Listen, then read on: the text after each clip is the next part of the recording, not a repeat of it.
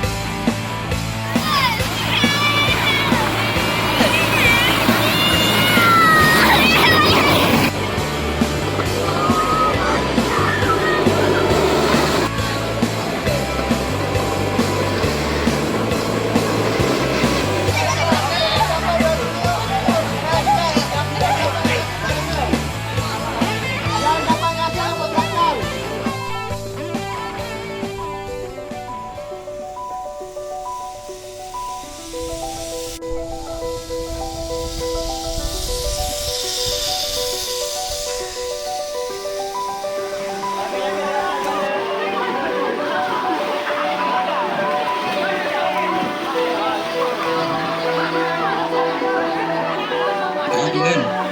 Wahai Rasulullah, aku beriman kepada Allah dan aku akan sentiasa bersamamu walau apa pun yang berlaku.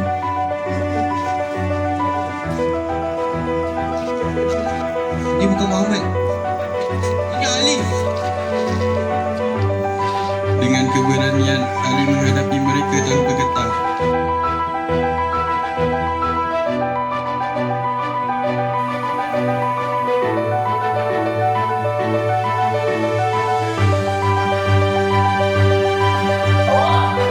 Maka dengan ini, dengan lafaz Bismillahirrahmanirrahim, muallim merasmikan Majlis Penutup Etika Kerja Berpasukan Sekolah Menengah Islam Al-Hikmah dan juga Mahat Tahfiz Al-Hikmah Puncak Alam untuk sesi 2026.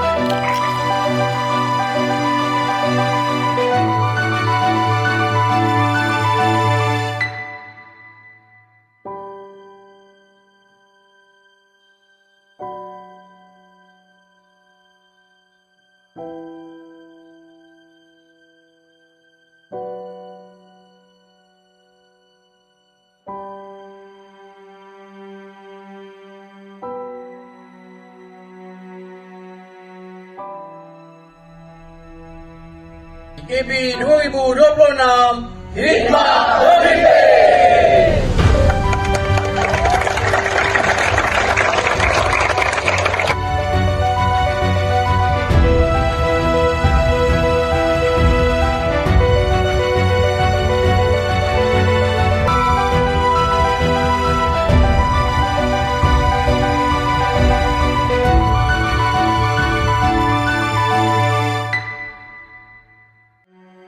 Jadi sebagai penutup, mudah-mudahan program yang berbentuk lasak, menguji mental, menguji fizikal ini sedikit sebanyak mengubah dan membentuk peribadi pelajar-pelajar hikmah agar lebih kuat, kental dan agar lebih berjiwa pemimpin. Hikmah memimpin, insya-Allah.